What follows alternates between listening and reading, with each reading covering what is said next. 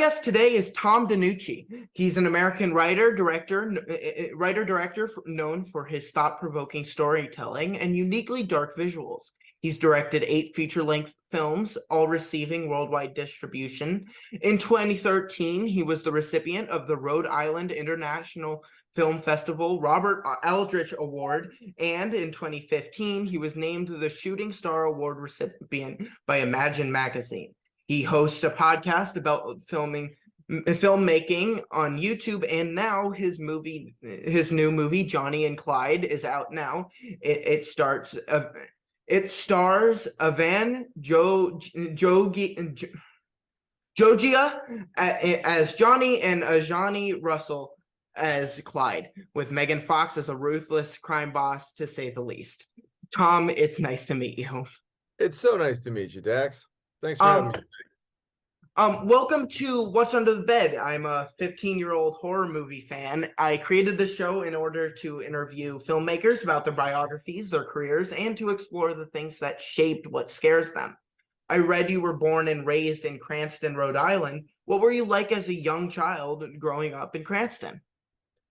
Growing up in Cranston's a lot like any other neighborhood. It's very Anytown, USA. So a lot of the things my friends like to do is hang out, watch movies. Of course, horror movies in heavy rotation.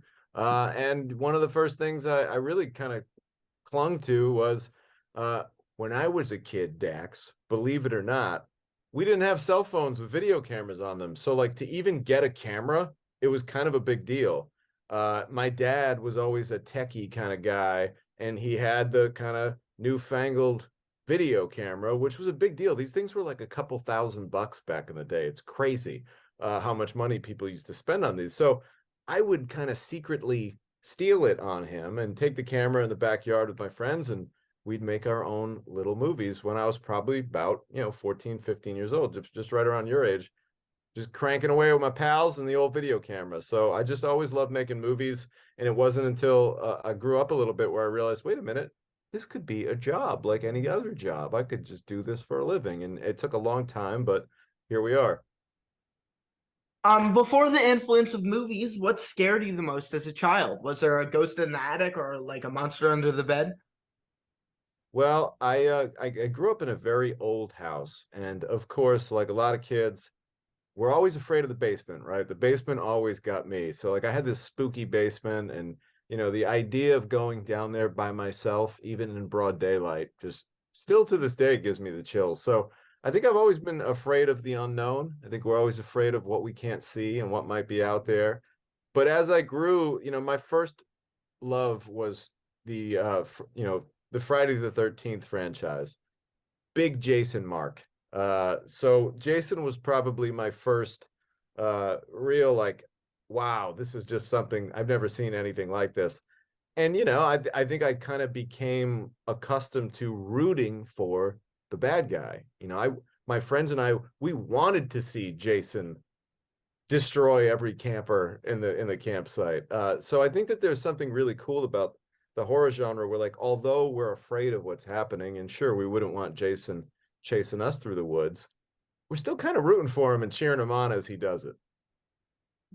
Many kids are first introduced to horror through fairy tales and children's stories like Little Red Riding Hood or Billy Goat's Gruff. Was there a particular fairy tale or children's story that scared or excited you the most as a child? There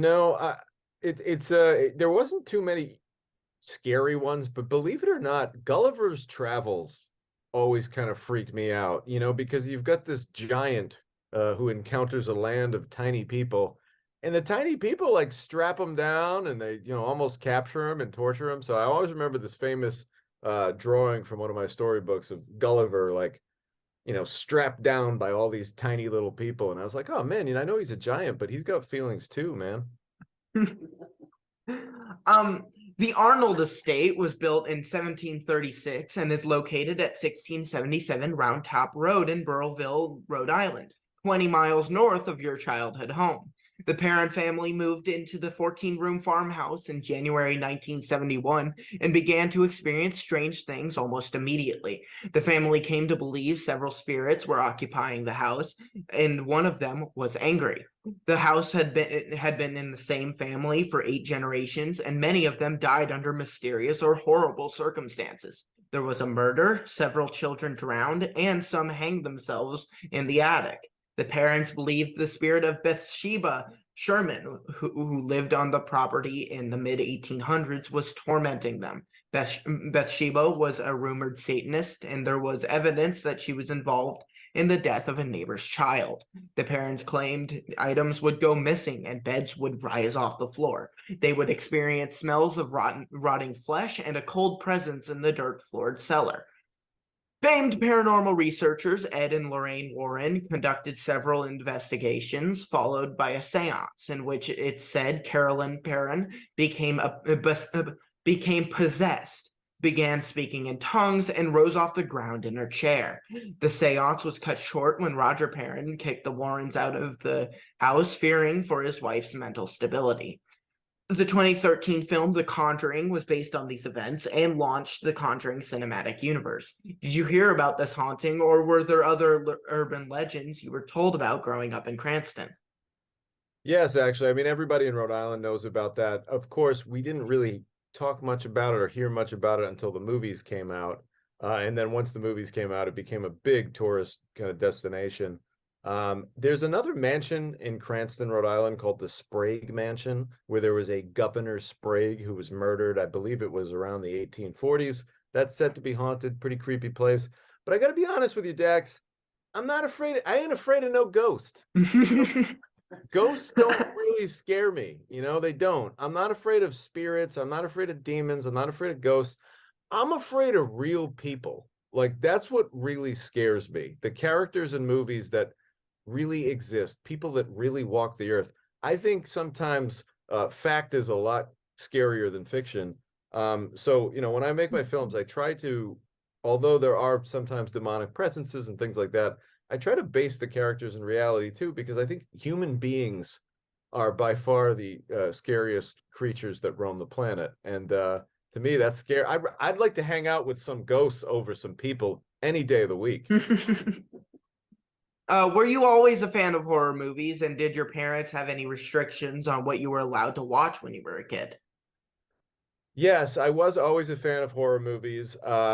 My parents were always really cool about allowing me to watch, I would say a rating above my age. They didn't mind the R-rated movies and things like that. It was kind of like, I think their philosophy was, well, maybe it's better that he sees this in the movie and doesn't go out and do it on the streets and act all crazy out there. They knew that, like, well, okay, I'd rather have my kid watching an R-rated movie, but know that he's in the house and I can keep an eye on him. So my parents were always cool about that. I always loved horror movies, and I still do. I mean, sometimes I work so much I don't get a chance to catch up on everything, but I'm looking forward to taking some time off and binging some horror movies soon. You said that you got your hands on your father's video camera and began making short films with your friends around the neighborhood. Do any of those films still exist? That's a good question, Dax. Yes, there is a movie that I made. It was my first film ever. It's a horror movie. It's a Christmas themed horror movie called Satan's Little Helper, Hellper. And it's about a disgruntled elf who worked for Santa Claus at the North Pole and is fired right before Christmas. And he's very upset and decides to take all of his anger and frustration out on a group of teenagers that are having a little bit of a Christmas party.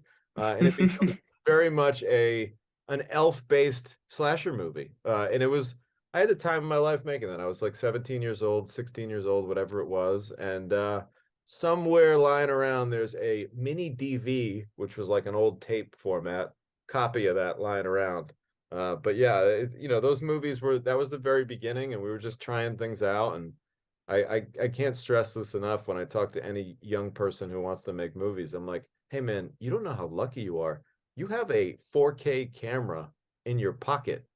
When I was a kid, I had to steal an old crappy video camera. They looked terrible.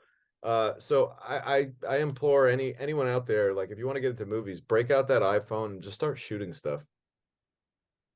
You attended school at Cranston High School West off Metropolitan Avenue. Go Falcons! Yes. What were you like in high school, and how much of your high school experience do you think informs who you are today?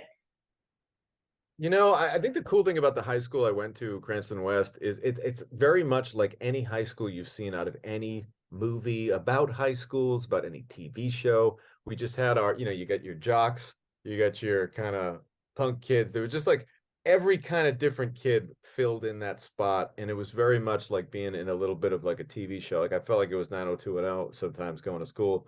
And I think that what that did was, it kind of I got a chance to meet a very diverse, different groups of people and learn about different things that different types of kids like. And I think that helped with my storytelling because let's face it, I met up with a lot of different types of characters. And those are things that whether we realize it or not, as writers, you have these people in your mind and you pull for them and you kind of, ooh, maybe that's a little bit like this kid that I knew when I was in 8th grade or whatever. And it was really nice it was a nice place to go to high school and to grow up. And that's where I took my very first filmmaking class and realized that, oh, wow, this is what I love to do. And it was pretty much off to the races from there. But I wasn't a super popular kid. I played football, but I wasn't like a super jock. I kind of was always just like very much Johnny in the middle. In an age where kids are dealing with bullies, COVID lockdowns, and active shooter drills, do you think horror movies can provide catharsis for teenagers dealing with these real-life fears? I think so. I mean, listen, there's always going to be violence in what we watch, in the video games that we play. For whatever reason, it's, humans are drawn to violence. They really are. Why do you think that the Romans had gladiators? It's like in our DNA that, we're drawn to that. However, I think the important thing about movies is it's an escape and it's a fantasy. And people need to recognize the difference between entertainment and reality. I think it is important for kids to be able to watch a movie and enjoy it, but at the same time understand that, like, yeah, these characters are cool. Yeah, maybe we're cheering them and rooting them on for the terrible things that we do. But when you turn the movie off and you go outside, like you can't behave like that. So I think that it is good to kind of get that out of your system through cinema. Would you tell me how an attempt to get to know a girl named Lauren led to enroll in your first film class? Wow, Dax, you did your homework, brother. You're like a detective over there. I'm very impressed. Yeah, it's kind of funny. Everyone knows what it's like. You're in high school now, I'm sure, and like at the end of the year, you fill out your classes for the next year. And I was going into my senior year, and I was not a good student. I really wasn't. I just never really kind of paid attention as much as I probably should have. And my goal was to have a very easy senior year. I like made sure that was going to be my plan. And this girl that I had a little crush on was taking what I thought would be an easy A, super duper easy stuff. Oh, video production? What is that, like cameras and stuff? Yeah, I like that stuff. I'm in. So I signed up for the class. There was a Monday, Wednesday class, and then there was a Thursday, Friday class. So I sign up just so that I could maybe sit next to this girl I like. Turns out she's not even in my class. So now here I am sometime in September when the year starts. I'm like seeing people enter the room and realizing she's not in this class. And then I'm like, oh man, and I had this real moment where I was just like devastated. I was like, the whole reason I'm here is to talk to her. And I'm like, hey, I guess I'll have to pay attention now to the teacher and actually do this. So I did it. And fortunately, my teacher was my assistant football coach named Jay Jones, Coach Jones. Shout out to Coach Jones. And he was the guy who, I made a video that was like kind of off color, probably very rated R, not appropriate for school. Played it in the class and he said, Tom, I need to speak to you after class. And I'm like, ah, geez, I got in trouble now for playing this movie. And he waited for all the kids to leave and he looked at me and he goes, Tom, that was effing awesome. And he actually swore.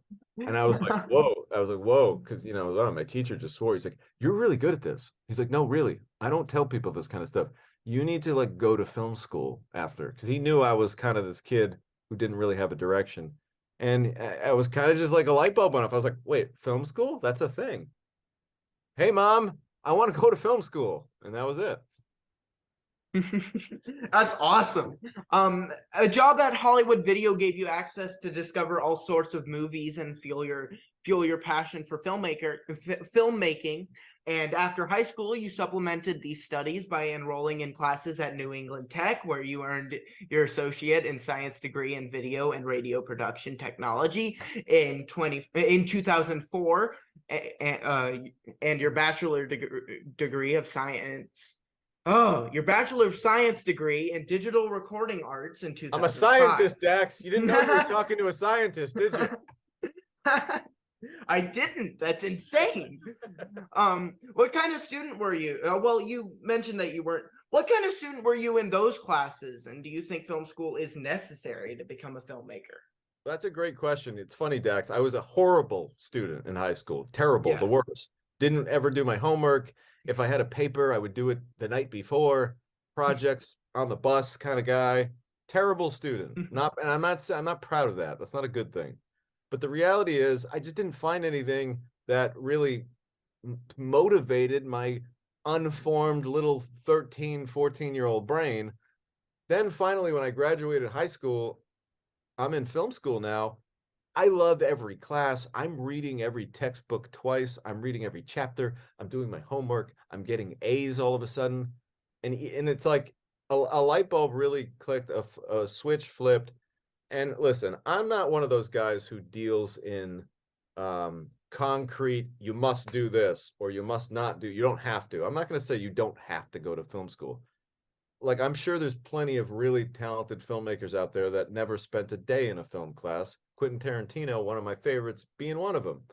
He said, I didn't go to film school, I went to films. And that's really cool. I mean, it's a badass thing to say, let's face it.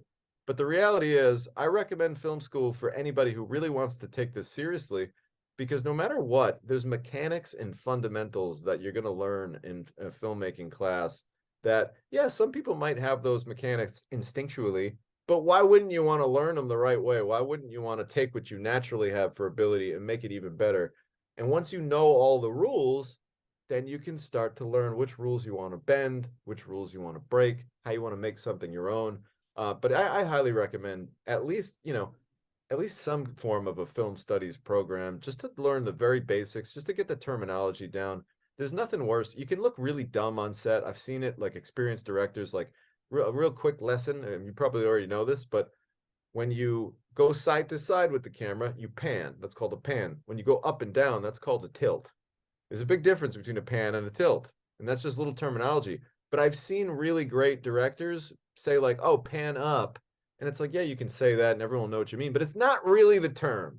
And you don't quite look like you know what you're talking about if some real seasoned dudes hear you saying that. So it's like, even just to get the proper terminology down, I think it's important, because filmmaking's a language, and it's cool if you spend time on a set. I remember my first time on a set being fascinated by the language and just hearing people communicate to each other. I know they're speaking English, but I don't know what the hell they're saying because I don't know what any of these words mean. And it was cool to just learn the vernacular from being around it. So you can get that in film school. After college, you appeared in several film roles as you learned the business. You were a guest on the inaugural episode of the public access Squib show, Good Morning Cranston, for Squib TV. An early milestone was landing your first speaking role opposite Annabeth Gish in a scene from the movie The Brotherhood. This was followed by a part in the movie Incubus, alongside horror legends Robert Englund and William Forsythe. Then you land your first leading role fighting zombies with William Forsythe and Michael Madsen in the movie Infected. Of course, Madsen has appeared in so many of the Quentin Tarantino movies that were such an influence to you as a filmmaker. Do you prefer fast zombies or slow zombies? Ooh, that's a good question. Traditionally, I like a slow zombie because it's just old school, but I'm way more afraid of a fast zombie. So I don't know if I don't know, I don't want to cop out on an answer. Maybe that means I like fast zombies. I don't know, but it's just really scary. I don't know. What about you, Dex? What do you like better? I like both, but George A. Romero created zombies, and I think slow zombies are just more seen in the public world, and I believe that really what made me draw to zombies. That's a great answer because that's what's scary about them. It's almost like Yeah. something scary that they are moving slow, yet they are still a threat. So yeah, I like that you're going back to the old school roots with Ramiro. I got a chance to meet him. He was a legend. Oh, wow. That's awesome. Yeah. In addition to acting, you were also interning for a local production company. You were literally sweeping floors and taking out the trash in a production office. It was here where you met your future producing partner and mentor, Chad Verdi. Chad produced your directorial debut, Self Storage, based on a script you wrote out of high school, and he's produced most every project since. From a director standpoint, what would you say are the essential traits of an effective producer? Well, they have to defend the creative vision of the director and do everything that they can to make sure that the director has everything that they need to make the movie that they want. And by everything that they need, I mean like every element, right down to, hey, do we have enough crew people? Do we have enough are our locations perfect? Do we have the right costume designer? Do we have the right all these elements? I mean, man, I could sit here for an hour or two just telling you every little facet you need. So there's so much that they provide. Um, to make sure that the director has what they need. And the really great thing about Chad and working with Chad is he's a terrific businessman, and he's always really given me a lot of free reign when it comes to being creative. You know, he's never really questioned a creative move that I've made. So we have a very kind of concrete way of handling things where he's going to produce the movie, I'm going to direct the movie, and we trust that we'll be able to handle those jobs. You continue to act, write, produce, and direct. You wrote, produced, and directed Army of the Damned in 2013 with horror legends Tony Todd and Michael Berryman. I read you shot the film in 15 days at your parents' house. You directed Almost Mercy from a script you co-wrote. It stars Bill Moseley and Kane Hodder. Interviewing Kane is the inspiration behind my show. You directed You directed the family movies Arlo, The Burping Pig, and Saving Christmas. You were executive producer on the documentary Man in the Red Bandana about a hero of the 9/11 attacks. In 2019, you write, produce, and direct the period action heist movie Vault with William Forsythe, Theo Rossi, Don Johnson, Burt Young, and the great Chaz Palminteri. You have two more documentaries out this year, My Father, Muhammad Ali, and Knockout Blonde, the Kellie Maloney Story, which took home Best Documentary at Cannes Film Festival. Then there's your new movie, Johnny and Clyde. The movie is about Johnny and Clyde, two serial killers who are madly in love and on an endless crime spree. They have their sights set on robbing a prosperous casino owned by a crime boss, Alana, and guarded by a demonic slayer that she commands. I was able to see this movie last night and thought it was so much fun. Oh, you checked it out? That's awesome. I Thanks, Jack. did. I think fans will be delighted seeing Megan Fox as the crime boss. She hasn't played a character this evil since Jennifer's Body. The movie is a lot of fun, and the design of the monstrous Bakwas is amazing. It's like a stylishly violent, genre-bending black comedy mashup of horror and heist. Natural Born Killers meets Grand Theft Auto meets From Dusk Till Dawn. You directed and co-wrote this story. What was the origin of this idea? Well, you know, it came down to us just wanting to make a love letter to all of the throwback 80s and early 90s horror movies that we grew up loving. So we took little bits and pieces from a lot of the films that we love. We put them in a blender, we put it on high and just chopped it all up into this movie and we poured it out and we discovered Johnny and Clyde. But we really wanted to swerve the audience. We wanted the audience to feel like they were about to watch some kind of a heist movie, but then suddenly, whoa, this becomes something very different. And we thought it was fun, the idea that a security system for a casino could be a demonic creature. You know, like all these heist movies, there's often like some kind of vault mechanism that they need to unlock, or some kind of code that they need to crack, or lasers that they need to avoid to not set a sensor off. Well, why not just have a demon protect all your money? I mean, demons are fair play. I'd say fair play. A formidable adversary. Yeah. I've heard you say Disney was one of your influences for this movie. Would you explain? You know, it's funny, man. I watched a documentary. I believe it's called The Imagineers. It's like a series on the Disney Plus, and it just went into the level of detail that Walt Disney would go into creating these characters. And there was some talk about just how important it is to have a villain and how the villain services the hero. And you know, you can't have a great hero unless you have that great bad guy. And in this case, our great villain is Megan Fox.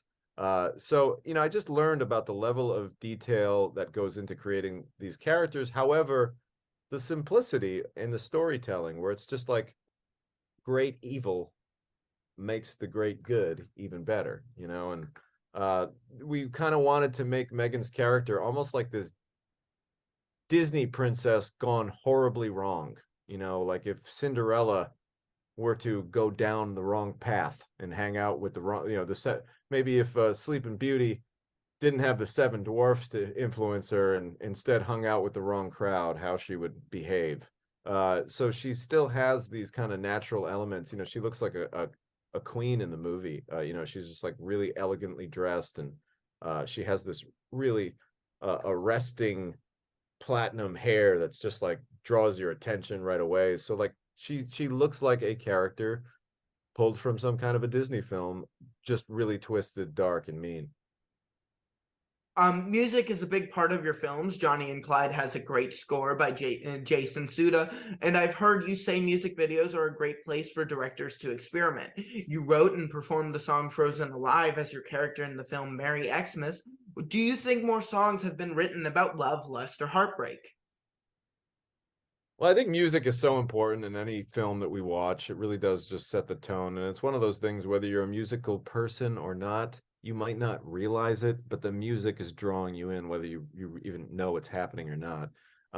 And, you know, to answer your question, uh, you know, I can't think of too many soundtracks that are as tailor-made for the genre and the vibe as we did. Jason did an amazing job with this.